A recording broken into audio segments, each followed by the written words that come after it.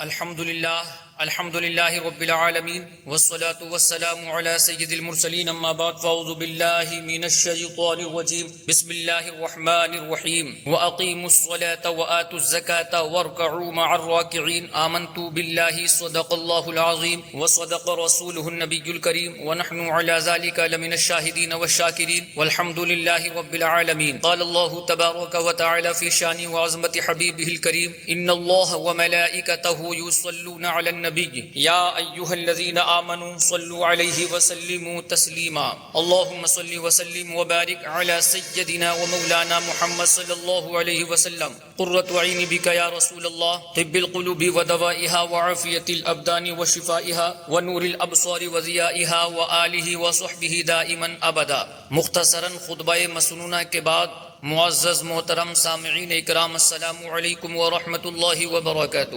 عرض و معروض کا سلسلہ دراز کرنے سے قبل اللہ کی بارگاہ میں دعا کر لیں کہ مالک و مولا مجھ حقیر و فقیر کو حق کہنے کی توفیق عطا فرمائے، ہم سبوں کو حق قبول کرنے کی اور اس پر عمل کرنے کی توفیق عطا فرمائے. عن النبی صلی اللہ علیہ وسلم قال ما من مسلم يصلي علي الا صلت عليه الملائكة ما صلى علي فليقل العبد من ذلك او لیکثر.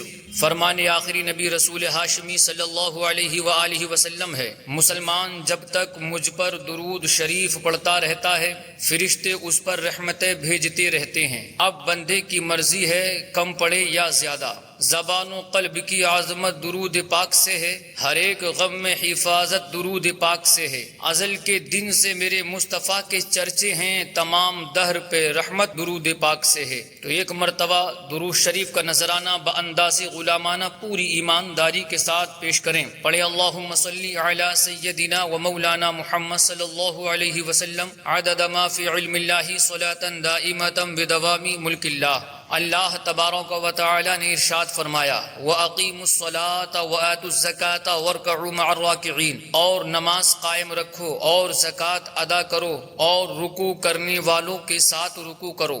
معزز سامعین، ہم نے پارہ 1 سورہ بقرہ کی آیت نمبر 43 سننے کی سعادت حاصل کی. اس آیت مقدسہ میں بھی بنی اسرائیل سے خطاب ہے. اس سے پچھلی آیت میں انہیں ایمان قبول کرنے کا حکم دیا گیا تھا، یہاں انہیں 3 نیک اعمال کا حکم دیا گیا ہے. ارشاد ہوا وَأَقِيمُوا الصَّلَاةَ اور نماز قائم رکھو. دوسرا حکم ہوا وَآتُوا الزَّكَاةَ اور زکوٰۃ ادا کرو. تیسرا حکم ہوا وَارْكَعُوا مَعَ الرَّاكِعِينَ اور رکوع کرنے والوں کے ساتھ رکوع کرو. مشہور مفسر قرآن حکیم الامت مفتی احمد یار خان نعیمی رحمۃ اللہ تعالی علیہ نے اس جگہ بڑی ایمان افروز بات لکھی. فرماتے ہیں علماء بنی اسرائیل 3 بیماریوں میں گرفتار تھے. پہلی بیماری تو یہ کہ خود پسندی ان کے اندر پائی جاتی تھی، جیسے قرآن کریم میں بھی بعض جگہ بتایا گیا کہ یہ خود کو اللہ پاک کا محبوب بتاتے. ان کا یہ ماننا تھا کہ ہم ہرگز جہنم میں نہ جائیں گے، اگر گئے بھی تو چند دن ہی رہیں گے. اس کے علاوہ اور بھی ایسی خود پسندی کی معاملات ان کے اندر پائے جاتے تھے. یہ ان کی خود پسندی تھی جو انہیں ایمان لانے سے روک رہی تھی. دوسری بیماری مال کی حرص. ان لوگوں کو چونکہ نذرانے ملتے تھے، لوگ انہیں عالم و فاضل سمجھ کر ان کی خدمت کرتے تھے. اس وقت کی غیر مسلم حکمرانوں نے ان کے لیے باقاعدہ وظیفے مقرر کر رکھے تھے. ان نذرانوں وظیفوں کی حرص تھی، لالچ تھا. یہ جانتے تھے کہ محمد صلی اللہ علیہ وآلہ وسلم سچے نبی ہیں، مگر انہیں اپنے نذرانے اور وظیفے بند ہو جانے کا ڈر تھا، اس لیے کلمہ نہیں پڑھتے تھے. تیسری بیماری کی یہ تھی کہ یہ لوگ حسد میں مبتلا تھے. حضرت یعقوب علیہ السلام کے بعد سے نبوت بنی اسرائیل میں چلی آ رہی تھی. اس دوران جو بھی نبی تشریف لائے سب بنی اسرائیل ہی میں سے تھے. اب جب آخری نبی محمد عربی صلی اللہ علیہ وآلہ وسلم حضرت اسماعیل علیہ السلام کی اولاد میں تشریف لے آئے تو انہیں حسد ہوا کہ آخری نبی صلی اللہ علیہ وآلہ وسلم بنی اسرائیل میں کیوں نہ آئے. اسی حسد کی آگ میں جل کر انہوں نے کلمہ پڑھنے، محبوب خدا محمد مصطفیٰ صلی اللہ علیہ وآلہ وسلم کی غلامی میں آنے سے انکار کر دیا. غرض یہ کہ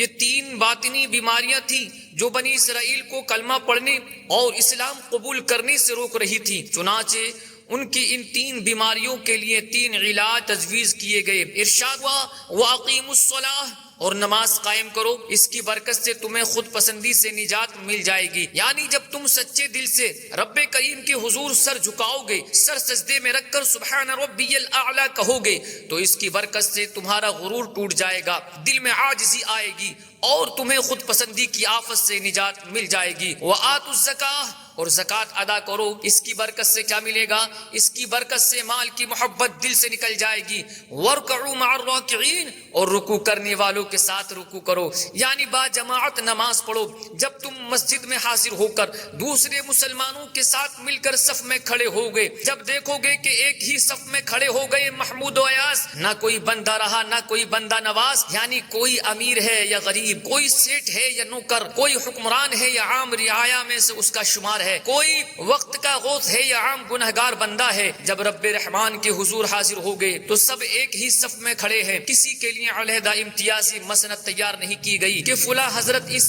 عظیم مسند پر سجدہ کریں گے اور غریب آدمی زمین پر سر رکھے گا، ایسا کوئی امتیاز اور ڈیفرنس نہیں ہے۔ رب کریم کے حضور حاضری کا یہ عظیم اور عاجزی اور انکساری بھرا منظر دیکھو گے، اس میں شرکت کرو گے تو اس کی برکت سے تمہارے اندر کا حسد بجھ جائے گا۔ لہٰذا بنی اسرائیل یہ 3 کام کرو، نماز قائم کرو، زکوٰۃ دیا کرو اور رکوع کرنے والوں کے ساتھ مل کر رکوع کیا کرو۔ اس بے مثال نسخہ شفا میں تمہاری تمام باطنی بیماریوں کا علاج ہے، لہٰذا اپنی باطنی بیماریوں کا علاج کرو اور کلمہ پڑھ کر محبوب ذیشان مکی مدنی سلطان صلی اللہ علیہ وسلم کے دامن کرم سے لپٹ جاؤ۔ میرے عزیزو، آیت کریمہ میں 3 حکم دیے گئے ہیں۔ یہ حکم صرف علماء بنی اسرائیل ہی کے لیے نہیں ہے بلکہ ہمارے لیے بھی ہے۔ ہم پر بھی لازم ہے کہ یہ 3 نیک اعمال لازمی اپنائیں، اس میں ہمارے ایمان کا تحفظ بھی ہے اور اس کے ساتھ ساتھ بہت سارے دنیاوی اخروی فوائد بھی، بینیفٹ بھی ان نیک اعمال سے ملتے ہیں۔ آئیے ان نیک اعمال کی کچھ وضاحت اور ان کی برکتیں سنتے ہیں۔ پہلا نیک عمل جس کا یہاں حکم دیا گیا وہ ہے نماز قائم رکھنا۔ ارشاد ہوا وَأَقِيمُوا الصَّلَاةَ، اور نماز قائم رکھو۔ اس جگہ پہلے تو نماز قائم رکھنے کا معنی سمجھ لیجئے۔ بہت سارے ایسے لوگ ہمارے معاشرے سوسائٹی میں پائے جاتے ہیں جو معاذ اللہ شریعت اور طریقت کو علیحدہ کرتے ہیں، نام تصوف کا لیتے ہیں اور انداز وہ اختیار کرتے ہیں جو منافقوں والے ہیں۔ ان نادانوں کو اگر نماز کی دعوت دی جائے تو کہتے ہیں کہ قرآن کریم نے نماز پڑھنے کا تو حکم ہی نہیں دیا، قائم رکھنے کا حکم دیا ہے اور ہم قائم رکھے ہوئے ہیں۔ نہ جانے قائم رکھنے سے یہ نادان کیا مراد لیتے ہیں۔ معاذ اللہ، جب نماز پڑھنی ہی نہیں ہے تو نہ جانے کیسے قائم رکھنی ہے۔ وہ ذیشان رسول بی بی آمنہ کے مہکتے پھول صلی اللہ علیہ وآلہ وسلم جن پر قرآن نازل ہوا، آپ صلی اللہ علیہ وآلہ وسلم تو ساری زندگی نماز پڑھتے رہے، راتوں کو اتنا لمبا قیام فرماتے کہ پاؤں مبارک پر سوجن آ جاتی تھی۔ نماز قائم رکھنے کا کیا معنی ہے؟ توجہ کے ساتھ سمجھ لیجئے۔ علماء اکرام فرماتے ہیں نماز صحیح پڑھنا یعنی نماز کے رکوع، سجدے، قراءت، قیام وغیرہ سب کچھ افعال بالکل اس طرح ادا کرنا جیسے رسول اکرم نور مجسم صلی اللہ علیہ وآلہ وسلم نے سکھائے ہیں۔ نماز ہمیشہ پڑھنا یعنی 5 نمازوں میں کوئی ایک بھی نماز قضا نہ کرنا، صحیح وقت پر نماز پڑھنا، نماز کی فکر رکھنا، سفر میں ہو یا گھر میں، تندرستی ہو یا بیماری، ہر حال میں نماز پڑھتے رہنا، اس کو نماز قائم رکھنا کہتے ہیں۔ صوفیہ اکرام نے اس کی وضاحت یوں کی، قلب اور قالب یعنی دل اور جسم کو اللہ پاک کی طرف متوجہ رکھ کر نماز پڑھنا نماز قائم رکھنا ہے۔ حضرت ابو ہریرہ رضی اللہ تعالی عنہ بیان کرتے ہیں کہ سرور دو جہان مکی مدنی سلطان صلی اللہ علیہ وآلہ وسلم کا فرمان عالی شان کہ جب بندہ نماز کے لیے کھڑا ہوتا ہے تو وہ اللہ تعالی کی بارگاہ میں حاضر ہوتا ہے، جب وہ ادھر ادھر دیکھتا ہے تو اللہ تعالی ارشاد فرماتا ہے تو کس کی طرف دیکھ رہا ہے؟ کیا مجھ سے بہتر کی طرف دیکھ رہا ہے؟ اے ابن آدم میری طرف متوجہ ہو جا، میں اس سے بہتر ہوں جس کی طرف تو دیکھ رہا ہے۔ حضرت عبداللہ بن مبارک رحمت اللہ تعالی علیہ فرماتے ہیں بچپن میں دیکھی ہوئی ایک عبادت گزار خاتون مجھے اچھی طرح یاد ہیں۔ نماز کی حالت میں بچھو نے انہیں 40 ڈنک مارے مگر ان کی حالت میں ذرہ برابر بھی فرق نہ آیا۔ جب وہ نماز سے فارغ ہوئی تو میں نے کہا اماں جان اس بچھو کو آپ نے ہٹایا کیوں نہیں؟ جواب دیا صاحب زادے ابھی تم بچے ہو، یہ کیسا مناسب تھا کہ میں تو اپنے رب کریم کے کام میں مشغول تھی، اپنا کام کیسے کرتی؟ سبحان اللہ، اللہ پاک ہمیں بھی ایسی نماز پڑھنے کی توفیق بخشے۔ خیر، اللہ تبارک و تعالی نے ہمیں نماز قائم کرنے کا حکم دیا ہے اور قائم رکھنے کا مطلب یہ ہے کہ نماز صحیح پڑھی جائے، وقت پر پڑھی جائے، ہمیشہ پڑھی جائے، نماز کی فکر کی جائے، اور اللہ تبارک و تعالی توفیق بخشے تو دل کی توجہ کے ساتھ سمجھ کر نماز پڑھی جائے۔ مفتی احمد یار خان نعیمی رحمۃ اللہ تعالی علیہ لکھتے ہیں، نماز قائم کرنا یعنی نماز کے ظاہری باطنی آداب کا لحاظ رکھتے ہوئے نماز پڑھنا ہی انسان کو برائیوں اور بری باتوں سے بچاتا ہے۔ اللہ تعالی ہمیں توفیق بخشے، اس انداز سے ہم نماز پڑھیں گے تو انشاءاللہ تعالی ایسی برکتیں نصیب ہوں گی کہ دنیا بھی سنور جائے گی اور آخرت بھی نکھر جائے گی۔ ایک مرتبہ سرکار مدینہ راحت قلب و سینہ صلی اللہ علیہ وآلہ وسلم کی بارگاہ میں عرض کیا گیا، یا رسول اللہ صلی اللہ علیہ وسلم، فلاں شخص رات کو نماز پڑھتا ہے اور صبح کو چوری کرتا ہے۔ آپ صلی اللہ علیہ وآلہ وسلم نے فرمایا، عن قریب نماز اسے برے عمل سے روک دے گی، اور ہوا یہی کہ کچھ دنوں کے بعد وہ برے عمل سے رک گیا۔ حضرت عبد الرحمن صفوری رحمۃ اللہ تعالی علیہ نے نزہۃ المجالس میں ایک عجیب و غریب واقعہ بیان فرمایا، جس کا خلاصہ یہ ہے کہ ایک شخص کسی عورت پر عاشق ہو گیا۔ آخر کار ہمت کر کے اس نے ایک چٹھی میں اس عورت پر اپنے عشق کا اظہار کر دیا۔ وہ خاتون نہایت شریف خاندان سے تعلق رکھتی تھی، چٹھی پا کر پریشان ہو گئی، چونکہ شادی شدہ بھی تھی۔ کچھ سوچ سمجھ کر وہ چٹھی اپنے شوہر کی خدمت میں پیش کر دی۔ اس کا شوہر ایک مسجد کا امام تھا اور نہایت پرہیزگار ہونے کے ساتھ ساتھ کافی سمجھدار بھی تھا۔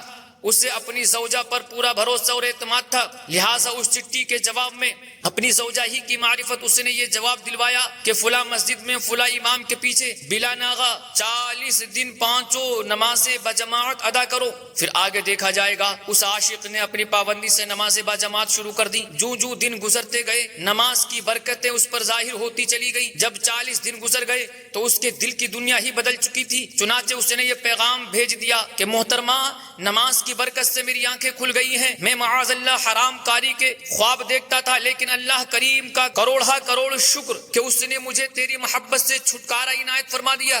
الحمدللہ، میں نے اپنی بدنیتی سے توبہ کر لی ہے اور تجھ سے بھی معافی کا طلبگار ہوں۔ جب اس نے خاتون نے اپنے شوہر کو یہ پیغام سنایا تو اس کی زبان سے بے ساختہ یعنی کہ ایک دم یہ جاری ہو گیا، صدق اللہ العظیم فی قولہ، یعنی رب عظیم نے اپنے اس ارشاد میں بالکل سچ فرمایا ہے کہ ان الصلاۃ تنہی عن الفحشاء والمنکر، بے شک نماز بے حیائی اور بری باتوں سے روکا کرتی ہے۔ میرے عزیزو، آپ نے دیکھا، اگر آپ کرنا چاہتے ہیں، آپ یہ چاہتے ہیں گھر کا ایک ایک فرد سدھر جائے، تو حکم کیجئے کہ وہ نمازیں پڑھیں۔ جب نمازیں پڑھیں گے کی برکتیں اس پر ظاہر ہوں گی، اور انشاءاللہ تبارک و تعالی ایک وہ دن آئے گا کہ گھر کا ہر ممبر نماز کی برکت سے سدھر جائے گا۔ میرے عزیزو، نماز کی عادت اپنائیے، نماز قائم کیجئے، درست پڑھیے، ہمیشہ پڑھیے، ساری نمازیں پڑھیے، اور اللہ تعالی توفیق دے دل لگا کر پڑھیے۔ الحمدللہ، نماز بہت ہی اعلیٰ عبادت ہے، افضل ترین عبادت ہے، اللہ تعالی کی رضا کا سبب نماز ہے۔ مکی مدنی آقا صلی اللہ علیہ وسلم کی آنکھوں کی ٹھنڈک نماز ہے، انبیاء کرام علیہ السلام کی سنت نماز ہے۔ نماز اندھیری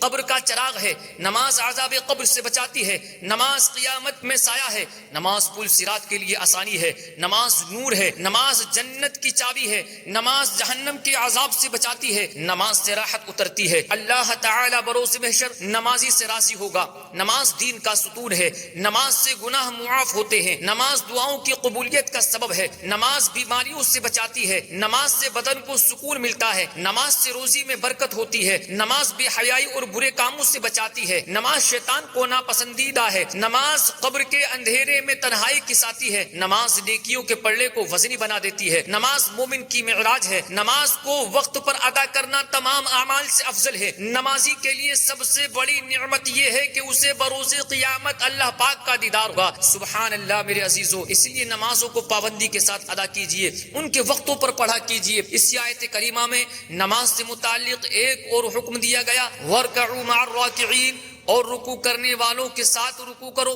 حضرت مفتی احمد یار خان نعیمی رحمۃ اللہ تعالی علیہ فرماتے ہیں، اس کا مطلب یہ ہے کہ جماعت سے نماز پڑھا کرو، کیونکہ جماعت کی نماز تنہا نماز پر 27 درجے افضل ہے۔ میرے عزیزو، ہر مسلمان مرد عاقل یعنی جو عقل مند ہے، پاگل نہیں ہے، بالغ ہے، نابالغ نہیں ہے، آزاد ہے، غلام نہیں ہے، اور قادر ہے یعنی مسجد تک پہنچنے کی طاقت، استطاعت و پاور رکھتا ہے، تو اس پر 5 نمازیں مسجد میں آ کر بجماعت ادا کرنا واجب ہے۔ اگر بغیر کسی شرعی مجبوری کے ایک بار بھی جماعت چھوڑے گا تو گنہگار ہوگا، اور اگر کئی بار جماعت ترک کرے گا تو ایسا شخص فاسق ہے۔ اور جو شخص مسجد میں پہنچنے کی طاقت نہیں رکھتا، مثلا نابینا ہے یا اس کی ٹانگیں سلامت نہیں ہے، شدید بیمار ہے، چل پھر نہیں سکتا، تو ایسے شخص پر اگرچہ جماعت واجب نہیں ہے، البتہ اس کے لیے بھی افضل یہی ہے کہ جیسے ممکن ہو مسجد میں آئے اور نماز بجماعت ہی ادا کرے۔ مسلمانوں کے دوسرے خلیفہ حضرت عمر فاروق اعظم رضی اللہ تعالیٰ عنہ فرماتے ہیں، میں نے دو جہاں کے سردار مدینے کے تاجدار صلی اللہ علیہ وآلہ وسلم کو فرماتے سنا کہ اللہ پاک بجماعت نماز پڑھنے والوں کو محبوب رکھتا ہے، یعنی کہ پیارا رکھتا ہے۔ حضرت ابو سعید خدری رضی اللہ تعالی عنہ بیان کرتے ہیں، اللہ تعالی کے آخری رسول رسول مقبول صلی اللہ علیہ وسلم نے فرمایا، جب بندہ بجماعت نماز پڑھے تو پھر اللہ پاک سے اپنی ضرورت کا سوال کرے تو اللہ تعالی اس بات سے حیا فرماتا ہے کہ بندہ ضرورت پوری ہونے سے پہلے واپس لوٹ جائے۔ میرے عزیزو، دیکھیے کتنی بڑی برکت۔ ایک حدیث پاک میں ہے، مرد کی نماز مسجد میں جماعت کے ساتھ گھر میں اور بازار میں پڑھنے سے 25 درجے زائد ہے، اور ایک حدیث پاک میں ہے، نماز بجماعت تنہا پڑھنے سے 27 درجے بڑھ کر کے ہے۔ اے عاشقان رسول، فرض کیجئے کہ کسی کے پاس تجارت کا سامان ہے، اگر وہ اسے اپنے شہر میں فروخت کرے تو اس کی قیمت 100 روپے لگے، اور اگر سمندر پار جا کر وہی سامان فروخت کرے تو 2500 یا 2700 روپے میں بک جائے، تو وہ یقیناً سمندر پار جا کر ہی اپنا مال بیچنا پسند کرے گا کہ 25 گنا یا 27 گنا منافع کون چھوڑے۔ افسوس، دنیا کی دولت بڑھانے کے لیے تو دور دور کا سفر کرنے کے لیے لوگ تیار ہو جاتے ہیں، مگر گھر سے صرف چند قدم چل کر مسجد میں بجماعت نماز پڑھ کر ایک نماز پر 27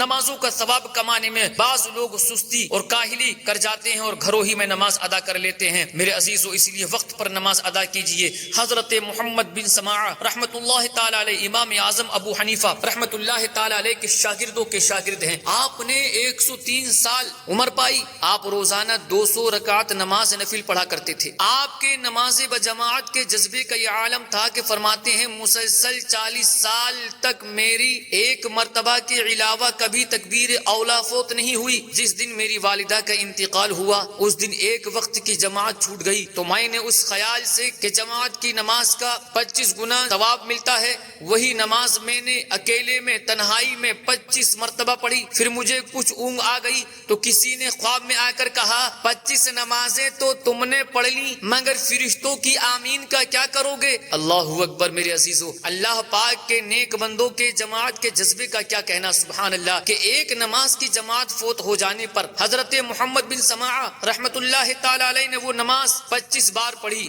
اللہ اکبر۔ مزید اس واقعے میں فرشتوں کی آمین کا بھی بیان ہوا۔ نماز بجماعت میں سورہ فاتحہ کے بعد آہستہ آواز میں آمین کہی جاتی ہے، اسی طرح دعا کے بعد بھی ہم آمین کہتے ہیں۔ آمین کے معنی ہے ایسا ہی ہو۔ فرشتوں کی آمین کی بھی کیا بات، فرمان مصطفیٰ صلی اللہ علیہ وآلہ وسلم ہے، جب امام غیر المغضوب علیہم ولا الضالین کہے تو آمین کہو، کہ جس کا آمین کہنا فرشتوں کے آمین کہنے کے مطابق ہو گیا اس کے پچھلے گناہ بخش دیے جائیں گے۔ سبحان اللہ۔ میرے عزیزو، دیکھ لیجئے نماز بجماعت کی کیسی کیسی برکتیں ہیں۔ ظاہر ہے جو نماز بجماعت ادا نہیں کرتا وہ امام صاحب کے ساتھ سورہ فاتحہ پڑھنے کے بعد آمین بھی نہیں کہہ سکے گا، اور جو اس موقع پر آمین نہیں کہہ پایا یقیناً اس نے گناہ بخشوانے کا ایک عظیم موقع گوا دیا۔ مگر ہماری سستی اور کاہلی اور غفلت کا علاج کرے افسوس، وہ دور آ گیا ہے کہ بے شمار نمازی بھی اب جماعت کی پرواہ نہیں کرتے، بلکہ کبھی نماز بھی قضا ہو جائے تو انہیں کسی قسم کا دکھ نہیں ہوتا، جبکہ بزرگان دین اللہ تعالی کے نیک بندوں کی حالت یہ تھی کہ اگر ان سے کبھی کبھار تکبیر اولا فوت ہو جاتی تو 3 دن اور جماعت فوت ہو جاتی تو اس کا 7 دن تک غم مناتے تھے۔ صحابی ابن صحابی حضرت عبداللہ بن عمر رضی اللہ تعالی عنہما کے متعلق منقول ہے کہ اگر کبھی آپ رضی اللہ تعالی عنہ کی جماعت نکل جاتی تو دوسری نماز تک نفلیں پڑھتے رہتے۔ ایک روایت میں ہے جب آپ کی عشاء کی جماعت فوت ہو جاتی تو پوری رات عبادت میں گزار دیتے۔ تابعی بزرگ حضرت سعید بن عبدالعزیز رحمت اللہ تعالی علیہ کی جب جماعت نکل نکل جاتی تو اپنی داڑھی پکڑ کر رونے بیٹھ جاتے۔ اللہ اکبر میرے عزیزو، صحابہ کرام اور اولیاء اعظام کے بارے میں یہ تصور بھی نہیں ہو سکتا کہ یہ جان بوجھ کر شرعی اجازت کے بغیر جماعت ترک فرمائیں۔ کسی مجبوری کی بنا پر جماعت چھوٹ جانے پر ان کی یہ حالت ہوا کرتی تھی، مگر اب ہماری ایک تعداد بغیر کسی شرعی مجبوری کے ترک جماعت کی آفت میں مبتلا نظر آ رہی ہے، اور جس کی جماعت چھوٹ جاتی ہے اسے افسوس ہونا تو دور رہا، اس کے ہنسنے بولنے میں کسی قسم کا فرق بھی نہیں آتا۔ کاش جماعت ترک کرنے والوں کو یہ احساس ہو جاتا کہ جماعت ترک کرنے کی صورت میں ان کا کتنا نقصان ہوا ہے۔ روایت کے مطابق فرض نماز جماعت سے ادا کرنے میں ایمان والا ہونے کی گواہی ہے۔ اللہ پاک بجماعت نماز پڑھنے والوں کو محبوب رکھتا ہے۔ نماز بجماعت تنہا پڑھنے سے 27 درجے افضل ہے۔ اللہ پاک اور اس کے فرشتے بجماعت نماز پڑھنے والوں پر درود بھیجتے ہیں۔ بجماعت عشاء کی نماز پڑھنا گویا آدھی رات قیام کرنا ہے۔ فجر کی نماز بجماعت پڑھنا گویا پوری رات قیام یعنی کہ عبادت کرنا ہے۔ بجماعت نماز پڑھنے والا پل صراط سے سب سے پہلے بجلی کی طرح گزرے گا۔ بجماعت نماز ادا کرنے والوں کی شان و شوکت دیکھ کر اہل محشر رش کریں گے، اس کے گناہ بخش دیے جائیں گے۔ جو نماز بجماعت کے لیے مسجد میں آئے اس کو ہر قدم کے بدلے ثواب ملے گا۔ مسجد کی طرف جانے والے ہر قدم پر ایک درجہ بلند ہوتا ہے اور ایک گناہ مٹا دیا جاتا ہے۔ اللہ تعالی اس کے لیے صبح و شام جنت میں مہمانی کا اہتمام فرمائے گا۔ نماز کے لیے اٹھنے والا ہر قدم صدقہ ہے۔ بندہ جب تک نماز کا انتظار کرتا ہے بھلائی پر رہے گا، اللہ تعالی کی حفاظت میں رہے گا، شیطان سے محفوظ رہے گا۔ با جماعت نماز پڑھنے والے کو روز قیامت عرش کا سایہ نصیب ہوگا، اسے جہنم، منافقت اور غفلت سے نجات نصیب ہوگی۔ اور نماز بجماعت کی ایک برکت یہ ہے کہ اس کے صدقے آپس میں محبت بڑھتی ہے۔ سبحان اللہ۔ ایک طویل حدیث پاک میں ہے، سرکار علی وقار مدینے کے تاجدار صلی اللہ علیہ وسلم نے فرمایا، جس نے فجر کی نماز بجماعت پڑھی پھر بیٹھ کر اللہ تعالی کا ذکر کرتا رہا یہاں تک کہ سورج نکل آیا، اس کے لیے جنت الفردوس میں 70 درجے ہوں گے۔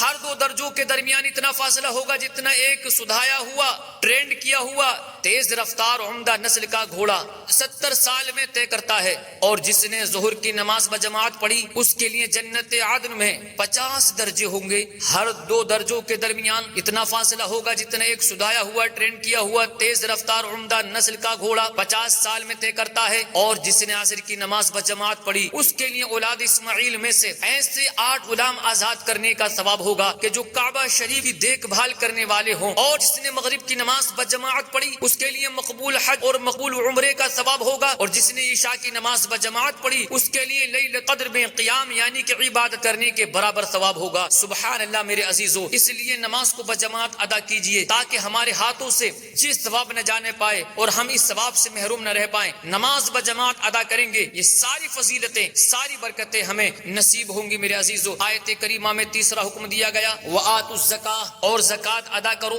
زکوٰۃ بھی بہت اہم ترین عبادت ہے، اسلام کے 5 بنیادی ارکان میں سے ایک بنیادی رکن ہے۔ اس کے بھی بہت فضائل اور بہت ساری برکتیں ہیں۔ ایک سبق آموز روایت سماعت کیجیے۔ امام غزالی رحمۃ اللہ تعالی علیہ نقل فرماتے ہیں کہ جس نے اپنی قیمتی مال سے رضامندی اور خوش دلی کے ساتھ زکوٰۃ ادا کی تو پہلے آسمان میں اس کا نام سخی یعنی سخاوت کرنے والا ہے، دوسرے میں اس کا نام مبارک یعنی اس کے مال جان میں برکت رکھی گئی ہے اور اس کا مال محفوظ رہے گا، تیسرے میں اس کا نام جواد یعنی بہت زیادہ سخاوت کرنے والا ہے، چوتھے آسمان میں اس کا نام مطیع یعنی فرما بردار ہے، پانچویں میں اس کا نام بار یعنی نیکوکار ہے، چھٹے آسمان میں اس کا نام محفوظ یعنی اس کی حفاظت کی گئی ہے، اور ساتویں آسمان میں اس کا نام مغفور ہے۔ اور اگر معاذ اللہ وہ اپنے مال کی زکوٰۃ ادا نہیں کرتا تو پہلے آسمان میں اس کا نام بخیل یعنی کہ کنجوس، دوسرے میں ہالک یعنی تباہ و برباد ہونے والا، تیسرے میں متمسک یعنی جس سے خیر کو روکا گیا ہو، چوتھے میں اس کا نام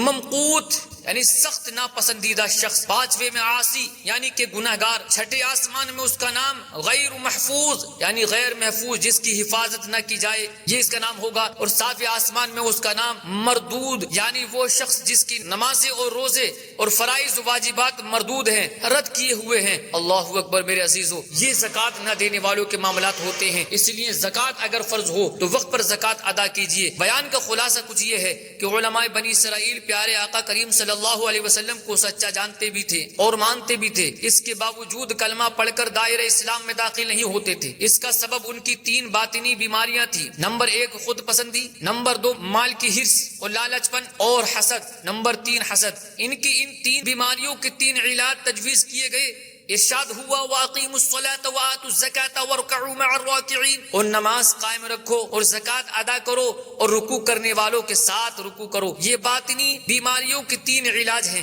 نماز قائم کرو، زکوٰۃ ادا کرو اور رکوع کرنے والوں کے ساتھ رکوع کرو، یعنی نماز بجماعت ادا کرو۔ اللہ پاک ہمیں یہ تینوں نیک اعمال اپنانے کی توفیق نصیب فرمائے۔ بیان کو اختتام کی طرف لاتے ہوئے ایک شرعی مسئلہ میں آپ کے گوشے گزار کر دوں، وہ یہ ہے کہ والدین، بیوی، بچوں وغیرہ کی قسم کھانا ناجائز اور گناہ ہے۔ عام طور پر ہمارے ہاں یہ انداز پایا جاتا ہے کہ لوگ اپنے ماں باپ، بھائی بہن وغیرہ کی قسم کھاتے ہیں۔ مثلا کوئی کہتا ہے مجھے میرے دودھ پیتے بچے کی قسم، کوئی کہتا ہے میرے فوت شدہ والدین کی قسم، وغیرہ وغیرہ۔ یاد رکھیے ایسی قسم کھانا ناجائز اور گناہ ہے۔ حضور اکرم نور مجسم صلی اللہ علیہ وسلم نے فرمایا بے شک اللہ تعالی تمہیں اپنے باپ کی قسم کھانے سے منع فرماتا ہے۔ جو شخص قسم کھائے تو وہ اللہ کی قسم کھائے یا چپ رہے۔ اور یہ بات بھی ذہن نشین کیجئے، یوں غیر اللہ کی قسم کھانے سے کفارہ لازم نہیں ہوگا۔ اللہ پاک ہمیں درست اسلامی احکام سیکھنے